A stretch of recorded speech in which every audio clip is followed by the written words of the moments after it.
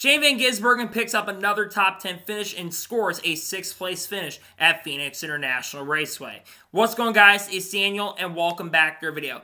As I just said a second ago, Shane Van Gisbergen was able to pick up another very solid run at Phoenix International Raceway, gets his second career NASCAR Xfinity Series top 10 finish and finishes 6th at Phoenix International Raceway. While he did have Chandler Smith go on and win the race, he had guys like Jesse Love and of course Sheldon Creed going for the victory. You had Shane Van Gisbergen have a very solid run at Phoenix.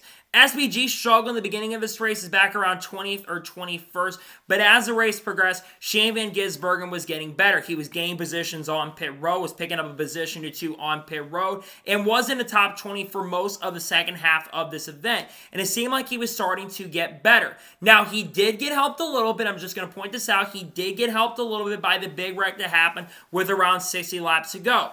There was a caution that came out for Hailie Deegan with around 60 laps to go. I think that was a BS caution if you ask me. And then on the front, going down the back straightaway, down the long straightaway where pit road is, a big wreck would strike when John Nemechek got hit by Chandler Smith. Then John Hunter got turned. Chandler Smith got a little damage in that. Riley Hurst got a ton of damage. Sam Mayer crashed out. Both of the Jordan Anderson racing cars of Parker Retzlaff and Jeb Burton were collected in that. Eric Almirola and William Byron were also collected in that big wreck and big incident as well. And Shane Van Gisbergen was one of the few drivers that had really good wreck avoidance, and also like Park Clearman also had some pretty good wreck avoidance as well. But Shane Van Gisbergen was able to hold on. And then he was up around 12th or 13th position after that point, but then he was battling and was almost got a chance to get inside the top 10. Unfortunately, his car never seemed very fantastic. The call cars kind of struggled all day long, but then he was in 11th. But then another caution would come out around 5 or 6 laps ago, and sadly was for Justin Allgaier, who was leading the race at the time, and that put Shane Van Gisbergen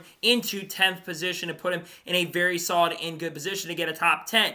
Then he had a few cars that came down pit road. I think Leland Honeyman Jr. came in. I think Brandon Jones had a ton of damage as well from the big wreck, and also Sammy Smith came down pit road. A ton of cars came down pit road at the end of the event. Shane restarted in 8th position, but got a really good restart and actually jumped up to 6th and was actually running down the guys in front of him and could have gotten another top 5 finish, but was able to come across the line in 6th. Again, he definitely did have some help to get a 6th place run, but still for him to finish in the top 10 once again, that is a really good run for Shane. He survived the big wreck and survived the big carnage, and you got to take the opportunities and take the chances, because unfortunately last week in Vegas, which I was going to make a video on Shane Van Gisbergen last week if he had a good run, he just needs to continue to improve, and I felt like as the weekend progressed and the more on-track time that SVG has, the better he's going to be. And we have to make note of this as well. Kaulig Racing is not the same organization and team that they were back in like 2021 when all 3 cars are up front consistently. Jeb Burton had some good runs when he was driving for this team. Justin Haley won quite a few super speed races, and AJ Allmendinger was competing for a championship.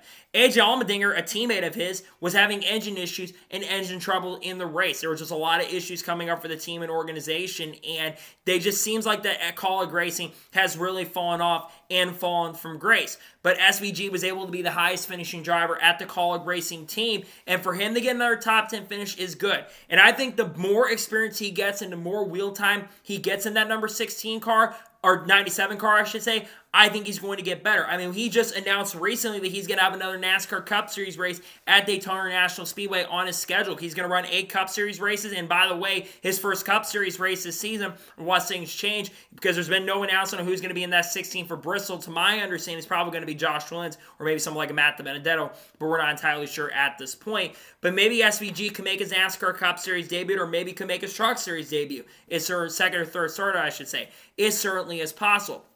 But again, going back to SVG, the goal for him is to learn and gain experience. He's not out there to try to win race on ovals at this point. Where I think at least right now, where he's going to have a really great chance and a fantastic opportunity to go out and win races is definitely going to be on these road courses. He's been extremely strong on road courses. He was really good at a couple road course races. He ran in Cup with Trackhouse, and I think he'll be good not just in the Cup Series on road courses, but I think he's going to be good with Kaulig Racing as well, because while Kaulig Racing's had a lot of electrical issues and a lot of engine issues that have come into play up to this point to start this year, we've seen Josh Williams also not have a really good start to the year. SVG has been doing the best he can with the equipment he has. He's out there to learn, and like I said, I think he's improving and getting better and better, and I think the more experience he gets, and if he can survive all the carnage these races have seen, I think it's only going to get better for him, and I think he will make the playoffs this year. I predicted going into this year that he is going to win a few races, and I wouldn't be surprised or shocked by the end of the 2024 season if he will eventually, or basically he'll be winning race on ovals. I wouldn't be surprised if he wins an oval by the end of this year. If Call can get their stuff together and figure out the electrical gremlins and issues, which I think they should focus more on their Xfinity Series program than anything else and probably sell their charters or trackouts at this point,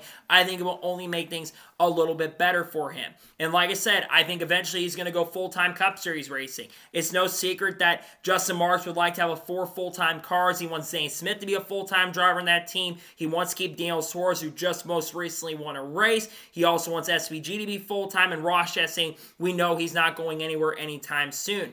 And if Shane Van Gisbergen continues to improve on the racetrack, I think it's only going to get better and better for him. And for him to get finished inside the top 10, I think he absolutely should be. And in my opinion, like I said, he should be really happy about a top 10. I know he kind of got a little lucky, but to still finish inside the top 10 is very, very good. And I'm really happy for him. I hope he continues to improve and show growth and development. And I think he will continue to show growth and development. I'm excited to see tracks like Martinsville. I'm excited to see tracks like Talladega. He all got a chance to win in Atlanta a few weeks ago, finished in 3rd.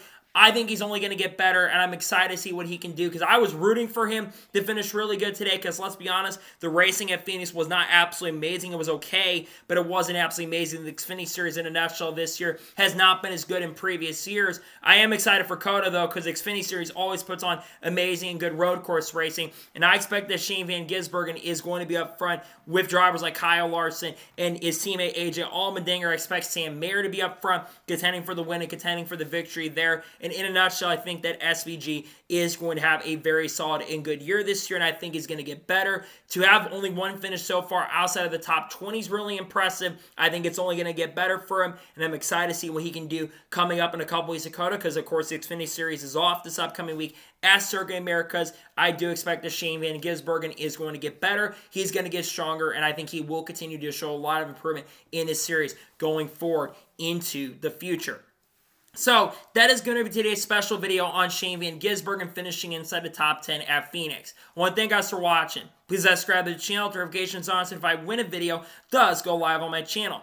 Follow me on Twitter, Facebook, and Instagram, and support on Patreon as well. Link description below that, and comment your thoughts below on today's episode. How happy are you to see Shane Van Gisbergen finish inside the top 10? How do you expect the rest of the season to go for SVG? Do you think he's going to win races by the end of this year on ovals, or do you think he's going to struggle a little bit more on ovals going into the future? Let me know your thoughts in the comments below. Tomorrow on the channel, I've got 2 videos dropping on the channel. I have the starting lineup video for the NASCAR Cup Series race at Phoenix, and I also have the NASCAR Cup Series race view from Phoenix, which, let's be honest, the race is probably going to be underwhelming tomorrow. And then Monday, there should be a NASCAR news video talking more about Dodger Stadium, Andretti Autosport, Andretti Global, among other things. There's going to be a lot of great content dropping over the course of the next couple weeks as we get you also set up for Bristol Motor Speedway this coming week. So anyways, like I said, I want to thank you guys for watching today's episode, and I'll see you guys next time for more great, awesome NASCAR content and other motorsports content on the channel like this. Take care, everybody.